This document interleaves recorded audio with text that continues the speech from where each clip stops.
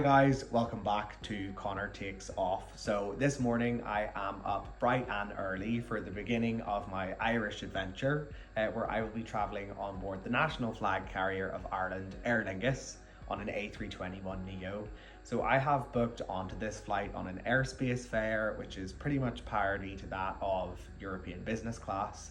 And as this aircraft type is long haul configured, I will have a fully flat bed for this less than 1 hour service, which is pretty cool. So thrilled to have you with me for the journey. All that's left to do is to head out to the airport. See you soon.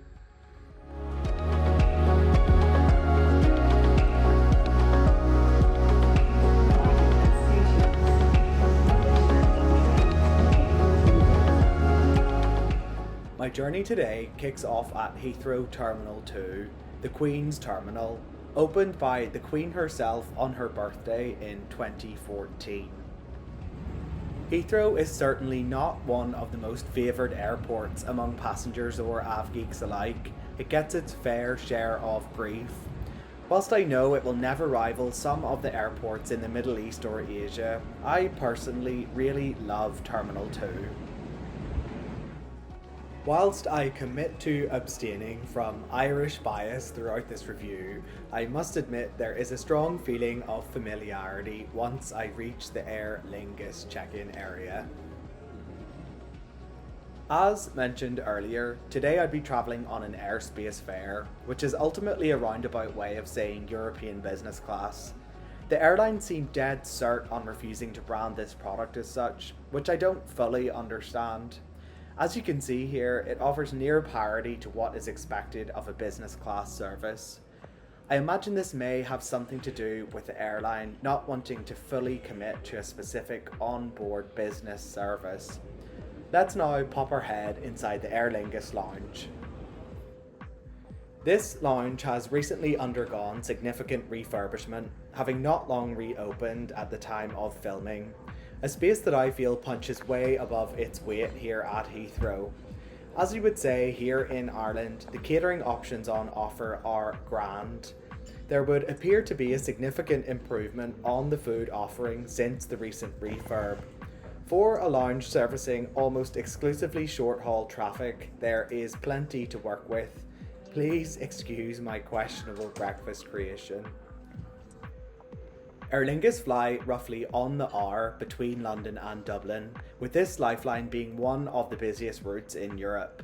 Although traffic is high, this lounge remains peaceful, with so many quiet spots to get caught up on work or to drink mimosas.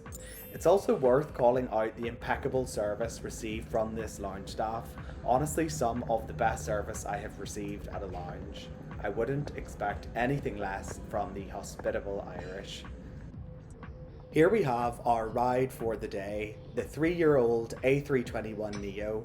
Did you know all of Aer Lingus's fleet are named after Christian Irish saints, with this being Saint Gelasius or Gila Isa in Gaelic. Now all ready for boarding at gate A21, I had been blessed to secure a booking in one of the throne style seats in this 321 config, seat 5K.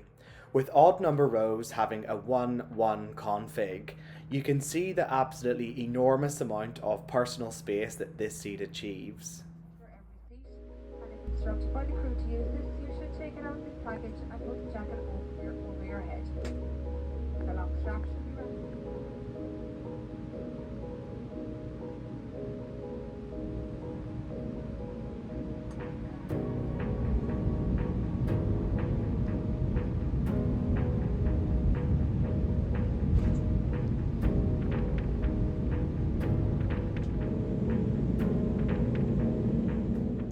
We were now making our way to the end of runway 27 left. As you can see, Heathrow was booked and busy. Look at the spray of the Saudi departure. Oh mummy, there's another Irish saying for you.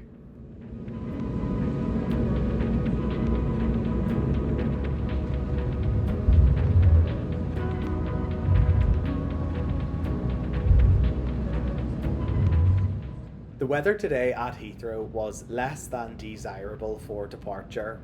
A day for the ducks, one might say. I thought Ireland was supposed to be the rainy country. We'll have to wait to make that comparison.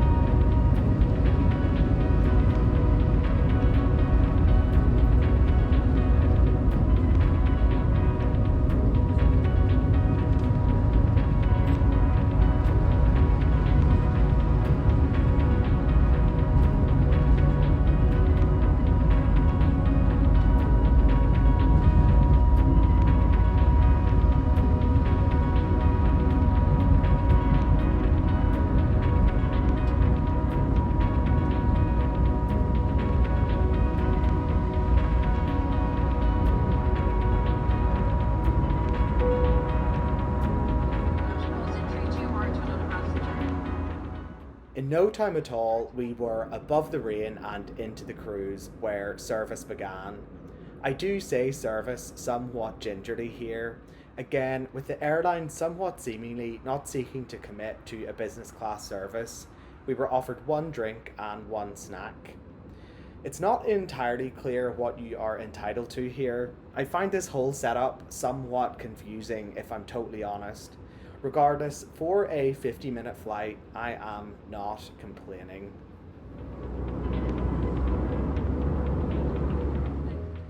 With the short time that I had left, I wanted to quickly take the time to spend a penny. There's a British saying for you. I absolutely love this Irish brand Voya that Aer Lingus partners with in business. So good.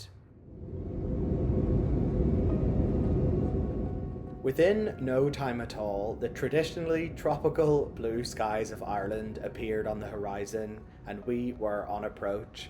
I hadn't even had the chance to eat my delicious Irish Cadbury's dairy milk. Cadbury's hits different in Ireland. If you know, you know.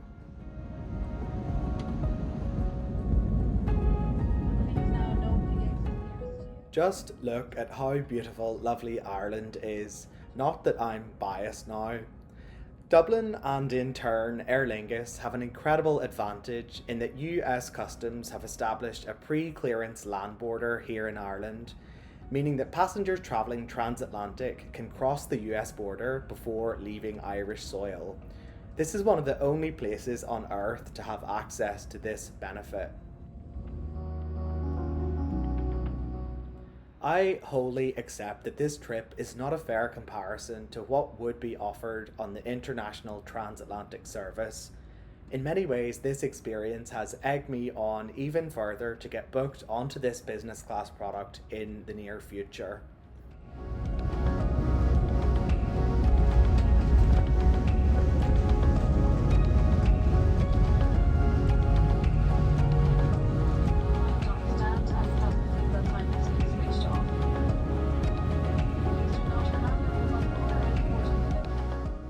As I mentioned previously, I'm keen to abstain from any local Irish bias throughout this review. Aer Lingus face stiff competition from British Airways on this route, who offer a similarly priced premium Club Europe service with a significantly more elevated onboard experience. I feel that Aer Lingus are on the precipice of greatness with this product, and with a few simple tweaks, this would have my loyalty. The next leg of this Irish adventure will see me connect on to the stunning Donegal, voted the most scenic approach on Earth. Stay tuned. Slán go fóill.